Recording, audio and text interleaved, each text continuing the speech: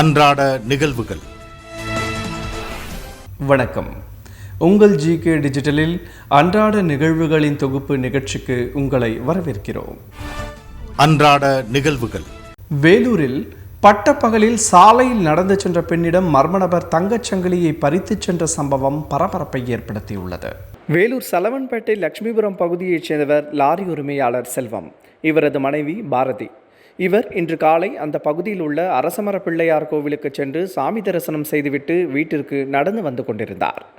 அவரின் வீட்டருகே இருசக்கர வாகனத்தில் வந்த ஹெல்மெட் அணிந்திருந்த வாலிபர் ஒருவர் திடீரென சாலையோரம் நடந்து சென்ற பாரதியின் கழுத்தில் அணிந்திருந்த 10 சவரன் தங்கச் செயினை அறுத்து கொண்டு தப்பிச் சென்றுள்ளார். கண்ணிமைக்கும் நேரத்தில் நடந்த இந்த சம்பவத்தால் நிலை குலைந்த பாரதி அலறி கூச்சலிட்டார். இருப்பினும் அந்த மர்ம நபர் அங்கிருந்து மின்னல் வேகத்தில் தப்பிச் சென்றுள்ளார்.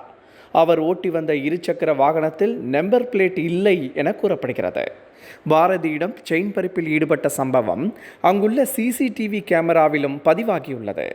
இதுகுறித்து வேலூர் தெற்கு காவல்துறையினர் வழக்கு பதிவு செய்து விசாரணை மேற்கொண்டு வருகின்றனர். திருடப்பட்ட தங்கச்சங்கிலியின் மதிப்பு 3.60 லட்சம் என கூறப்படுகிறது. பல மாதங்களாக செயின் பறிப்பு சம்பவம் குறைந்திருந்த நிலையில் தற்போது மீண்டும் சம்பவங்கள் தொடங்கியுள்ளதால் பொதுமக்கள் அச்சமடைந்துள்ளனர்.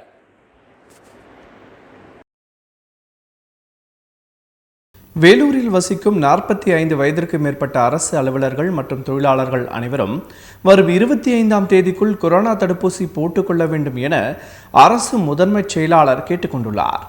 வேலூர் சத்துவாச்சாரியில் உள்ள மாவட்ட ஆட்சியர் அலுவலக கூட்டரங்கில் கொரோனா தொற்று பரவாமல் இருக்க முன்னெச்சரிக்கை மற்றும் தடுப்பு நடவடிக்கை, அரசு அலுவலர்கள் தொழிலாளர்கள் தடுப்பூசி செலுத்திக் கொள்வது ஆகியவை குறித்து மாவட்ட ஆட்சியர் சண்முக சுந்தரம் தலைமையில் ஆய்வுக் கூட்டம் நடைபெற்றது. இந்த ஆய்வுக் கூட்டத்தில் அரசு முதன்மை செயலர் மற்றும் வேலூர் மாவட்ட கண்காணிப்பாளர் ராஜேஷ் லக்கானி கலந்து கொண்டு ஆய்வு மேற்கொண்டார். இந்த ஆய்வின் போது அரசு அலுவலர்கள் தொழிலாளர்கள் 45 வயதிற்கு மேற்பட்டவர்கள் வருகின்ற 25ஆம் தேதிக்குள் அனைவரும் தடுப்பூசி போட்டுக்கொள்ள வேண்டும் என ராஜேஷ் லக்கானி கேட்டுக்கொண்டார். மேலும் அவர் தற்போது 60,000 தடுப்பூசிகள் கையில் இருப்பதாகவும் இதனால் இந்த வாய்ப்பை அனைவரும் பயன்படுத்தி கொண்டு தடுப்பூசி போட்டுக்கொள்ள வேண்டும் எனவும் கேட்டுக்கொண்டார். மேலும் பெரிய துறைகளான ஊரக வளர்ச்சித்துறை, மகளிர் திட்டம், சுகாதாரத்துறை, போக்குவரத்து துறை, கல்வித்துறை, தொழிலாளர் நலத்துறை போன்ற துறைகளைச் சேர்ந்த 45 வயதிற்கு மேற்பட்ட அனைவரும் தவறாமல் தடுப்பூசி போட்டுக்கொள்ள வேண்டும் எனவும் அவர் கேட்டுக்கொண்டார். கிராமப்புறங்களில் 46 ஆரம்ப சுகாதார நிலையங்களும் வேலூர் மாநகர சுகாதார நிலையம் 10 உள்ளன. இந்த அனைத்திலும் சுகாதார மையங்களிலும் ஏதேனும் ஒரு மையத்தில் முதற்கட்டமாக பெரிய துறையை சேர்ந்த அரசு அலுவலர்கள் ஊழியர்கள் அனைவரும் தவறாமல் தடுப்பூசி போட்டுக்கொள்ள வேண்டும் எனவும் அவர் கேட்டுக்கொண்டார்.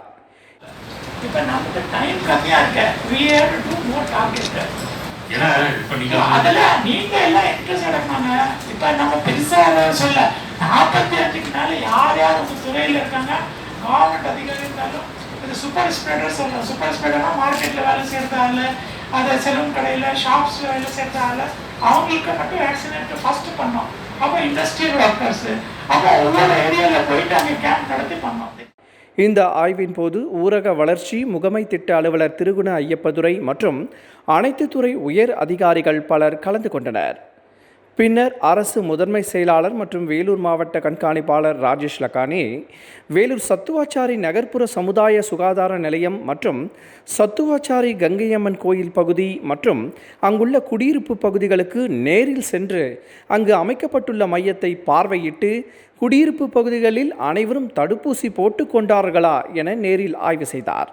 அப்போது வேலூர் மாவட்ட ஆட்சித்தலைவர் சண்முக சுந்தரம், வேலூர் மாநகராட்சி ஆணையர் சங்கரன், வேலூர் மாநகர சுகாதார அலுவலர் சித்திரசேனா ஆகியோர் உடன் இருந்தனர்.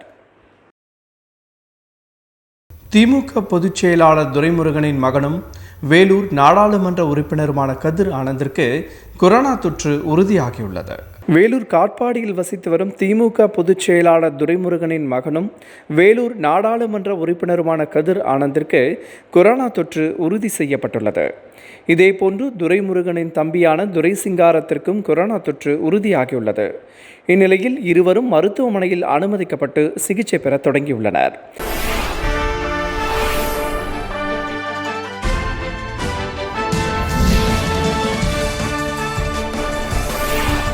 அன்றாட நிகழ்வுகள்.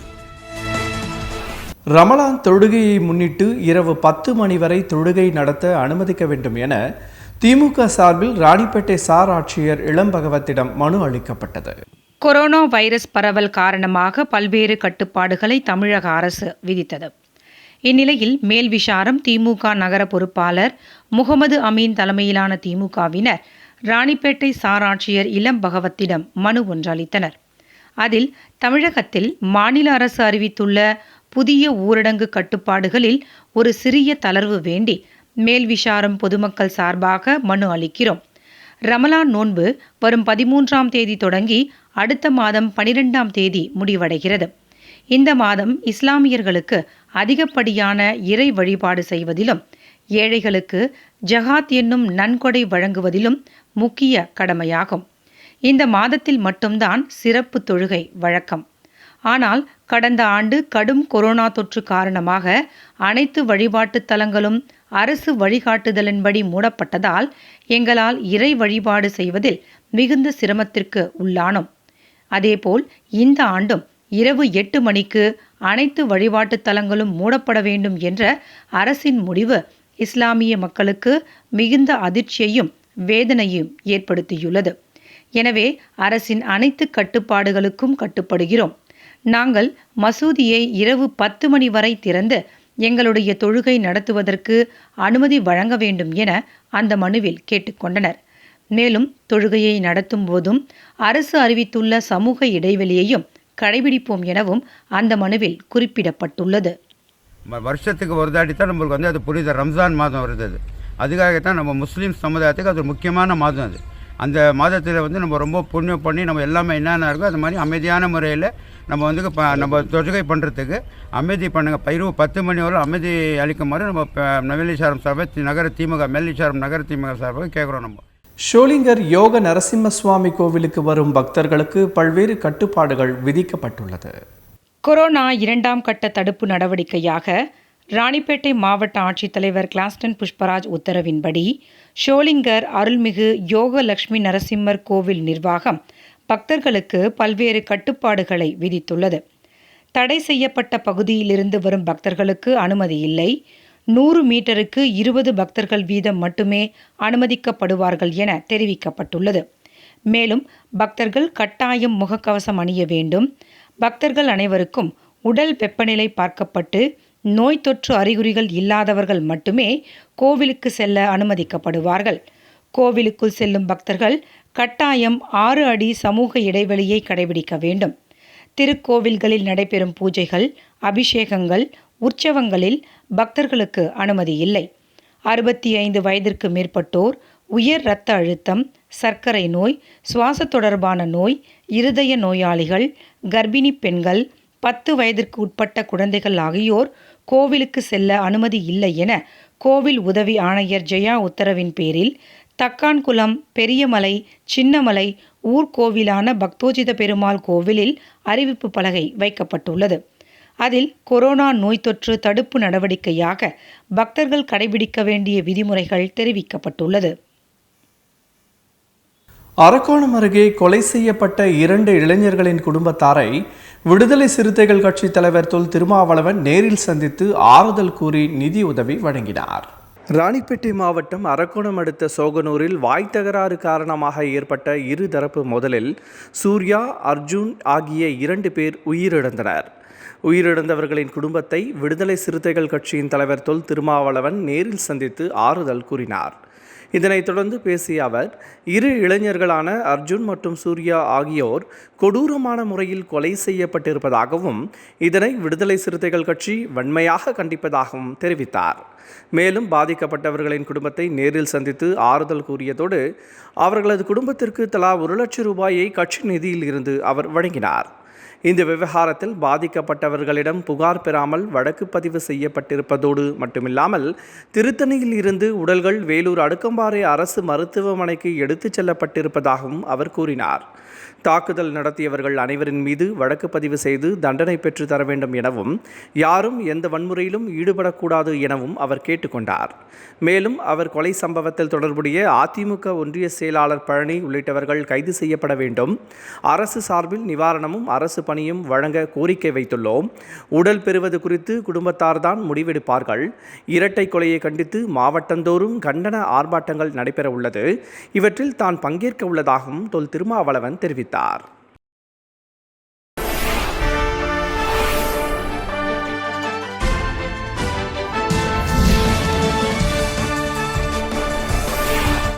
அன்றாட நிகழ்வுகள். அரக்கோணத்தில் நடைபெற்ற இரட்டை கொலை தொடர்பாக நடவடிக்கை எடுக்க வேண்டும் என விடுதலை சிறுத்தைகள் கட்சி சார்பில் ஆர்ப்பாட்டம் நடைபெற்றது. அரக்கோணம் பழைய பேருந்து நிலையத்தில் சோகனூர் மற்றும் செம்பேடு காலனியில் அர்ஜுன், சூர்யா ஆகிய இருவரை சிலர் படுகொலை செய்ததை கண்டித்தும், மேலும் மூவர் உயிருக்கு ஆபத்தான நிலையில் மருத்துவமனையில் அனுமதிக்கப்பட்டுள்ளதை கண்டித்தும் விடுதலை சிறுத்தைகள் கட்சியினர் 100க்கும் மேற்பட்டோர் கண்டன ஆர்ப்பாட்டத்தில் ஈடுபட்டனர். இந்த ஆர்ப்பாட்டத்தின் போது செம்பேடு காலனி சூர்யா திருமணமாகி 1 மாதம் கூட ஆகாத நிலையில் படுகொலை செய்யப்பட்டுள்ளார். இதேபோல் திருமணமாகி 8 மாத கைக்குழந்தையுடன் உள்ள அர்ஜுன் என்பவரையும் படுகொலை செய்துள்ளனர். எனவே கொலை செய்தவர்களை கைது செய்து குண்டர் சட்டத்தில் அடைக்கவும், உயிரிழந்த குடும்பத்தாருக்கு 1 கோடி நிவாரண நிதியும், குடும்பத்தில் ஒருவருக்கு அரசு வேலைவாய்ப்பும் வழங்க வேண்டும் எனவும் கோஷமிட்டனர்.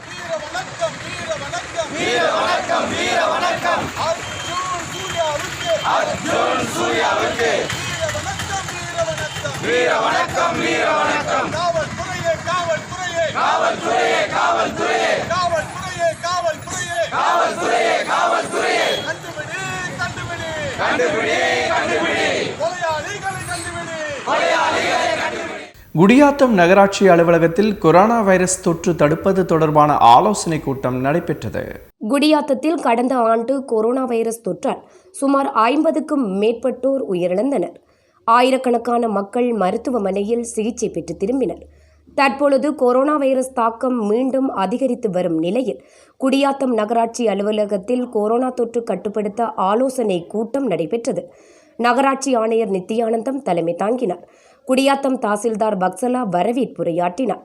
இதில் குடியாத்தம் வருவாய் கோட்டாட்சியர் ஷேக் மான்சூர் கலந்து கொண்டு கடைகளில் பணியாற்றும் 45 வயதிற்கும் மேற்பட்டோர் கட்டாயம் கொரோனா தடுப்பூசி போட்டுக்கொள்ள வேண்டும், அவ்வாறு போடவில்லை என்றால் அவர்கள் பணிபுரியும் கடைகள் சீல் வைக்கப்படும் என்றும், முகக்கவசம் அணியாமல் சென்றால் நகராட்சி மற்றும் காவல்துறையின் மூலம் அபராதம் விதிக்கப்படும் என்றும், கடைகள் முன்பு விழிப்புணர்வு வாசகங்கள் ஒட்டி வைக்க வேண்டும் என்றும் கொரோனா பற்றிய விழிப்புணர்வை ஏற்படுத்தி ஆலோசனைகளை வழங்கினார். இந்நிகழ்ச்சியில் வியாபாரிகள், பொதுமக்கள், சமூக ஆர்வலர்கள் உள்ளிட்ட 100கணக்கானோர் பங்கேற்றனர்.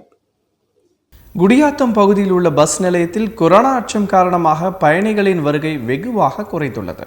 கொரோனா வைரஸின் தாக்கம் அதிகரித்து வரும் நிலையில் தமிழக அரசின் உத்தரவுப்படி பேருந்துகளில் பயணிக்கும் பயணிகள் அனைவரும் உட்கார்ந்து செல்ல வேண்டும் என்றும், நின்று கொண்டு பயணிக்கக்கூடாது என்பன உள்ளிட்ட பல்வேறு கட்டுப்பாடுகள் விதிக்கப்பட்டுள்ளது.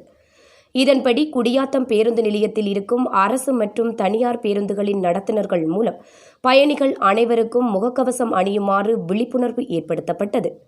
மேலும் பேருந்துகளில் சமூக விலகலை கடைபிடிக்குமாறும் வலியுறுத்தப்பட்டது. கொரோனா தொற்று அதிகரித்து வரும் நிலையில் மக்களிடையே ஒருவித பயம் ஏற்பட்ட காரணத்தினால் பொதுமக்கள் வரத்து குறைவாகவே காணப்படுகிறது. பேருந்துகளில் பாதியளவு பயணிகளே பயணிக்கின்றனர் என்பது குறிப்பிடத்தக்கது.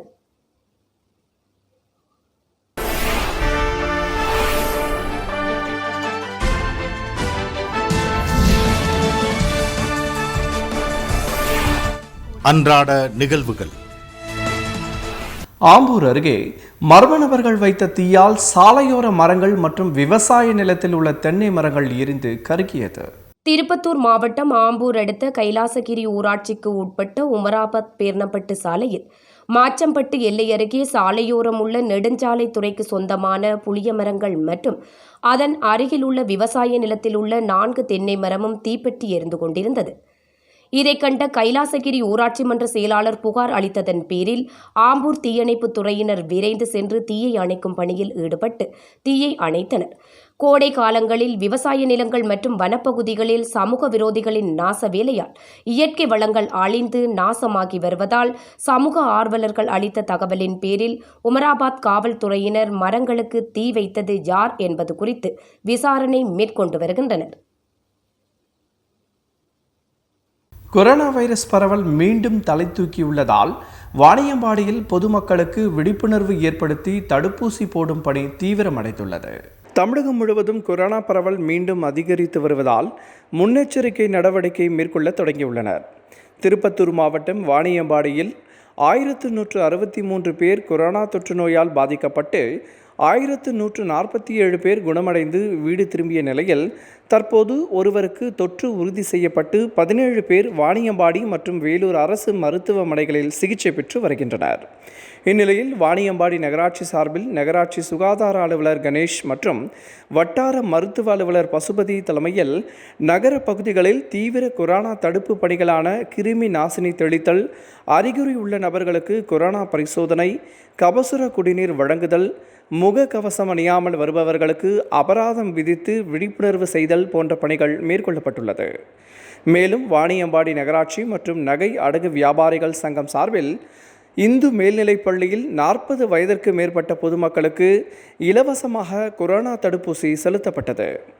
அப்போது நகராட்சி தூய்மை பணி மேற்பார்வையாளர் அருள், களப்பணி உதவியாளர் சரவணன் உட்பட நகராட்சி பணியாளர்கள் மற்றும் சுகாதார பணியாளர்கள் உள்ளிட்ட பலர் உடன் இருந்தனர். வாணியம்பாடி அருகே ஆடுகளை நாய்கள் கடித்து கொண்ட சம்பவம் அங்குள்ள சிசிடிவி கேமராக்களில் பதிவாகி பரபரப்பை ஏற்படுத்தியது. திருப்பத்தூர் மாவட்டம் வாணியம்பாடி அடுத்த சின்ன வேப்பம்பட்டு கிராமத்தை சேர்ந்த ராமச்சந்திரன் என்பவர் அப்பகுதியில் ஆடு மற்றும் கோழிகளை வாங்கி இறைச்சிக்காக விற்பனை செய்யும் தொழில் செய்து வருகிறார். இந்த நிலையில் வீட்டில் கட்டி வைக்கப்பட்டிருந்த ஆடுகளை நள்ளிரவில் அங்கு சிலரது வீட்டில் வளர்க்கப்படும் நாய்கள் ஒன்று சேர்ந்து கடித்து குதறியுள்ளது. ஏற்கனவே இதுபோன்ற பலமுறை நிகழ்ந்ததாக கூறப்படும் நிலையில் நாய் வளர்ப்பவர்களிடம் பலமுறை தெரிவித்தும் கேட்காமல் நாய்களை கட்டி போட்டு வளர்க்காததால் இந்த கொடூரம் நிகழ்ந்ததாக கூறப்படுகிறது. ஆட்டின் உரிமையாளர் முதலீடு போட்டு ஆடுகளை வாங்கி இறைச்சிக்காக விற்கும் நிலையில் இதுபோன்ற சம்பவம் நடந்ததாக அவர் கதறி அழுதபடி தெரிவித்தார். மேலும் ஆடுகள் மற்றும் கோழிகளை நாய்கள் கடித்து குதறும் காட்சிகள் அங்குள்ள சிசிடிவி காட்சிகளில் பதிவாகியுள்ளது. இதுகுறித்து அவர் புகார் அளிக்க உள்ளதாகவும் தெரிவித்தார்.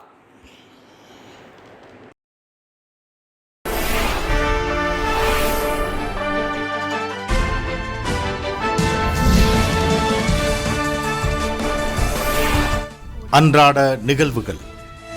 வேலூரில் உள்ள லாரி, பஸ், ஆட்டோ உள்ளிட்ட அனைத்து வாகன ஓட்டுநர்களுக்கும் நாளை மறுதினம் முதல் கொரோனா தடுப்பூசி போடப்படும் என வட்டார போக்குவரத்து அலுவலர் தெரிவித்தார். வேலூர் சத்துவாச்சாரியில் உள்ள வட்டார போக்குவரத்து அலுவலகத்தில் ஆர்டிஓ செந்தில்வேலன் தலைமையில் ஆலோசனை கூட்டம் நடைபெற்றது.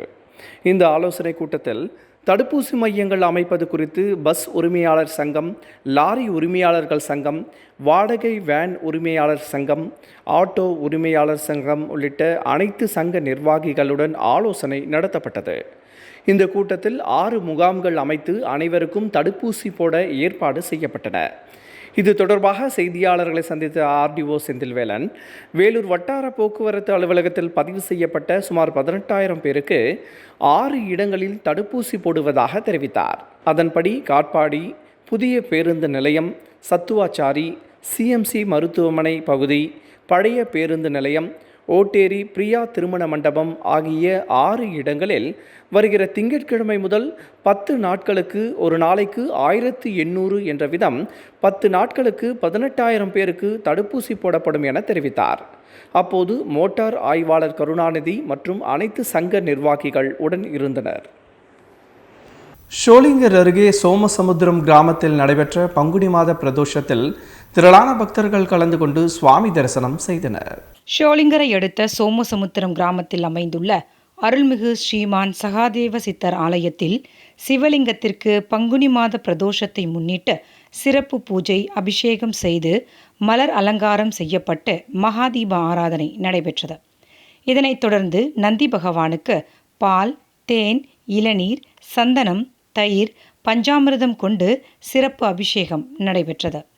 பின்னர் பல வண்ண மலர்கள் மற்றும் அருகம்புல் மாலை அணிவித்து மகாதீப ஆராதனை நடைபெற்றது. இந்த பங்குனி மாத பிரதோஷத்தில் திரளான பக்தர்கள் கலந்து கொண்டு சுவாமியை வழிபட்டனர். பின்னர் அனைவருக்கும் பிரசாதம் வழங்கப்பட்டது. முன்னதாக பஜனை குழுவினர் இணைந்து பக்தி பாடல்களை பாடினர். அன்றாட நிகழ்வுகள் நிகழ்ச்சி இத்துடன் நிறைவு பெறுகிறது. இதன் மறு ஒளிபரப்பை தினமும் இரவு 10:30, நாளை காலை 8 மணி மற்றும் மதியம் 1 மணிக்கும் காண தவறாதீர்கள். வணக்கம்.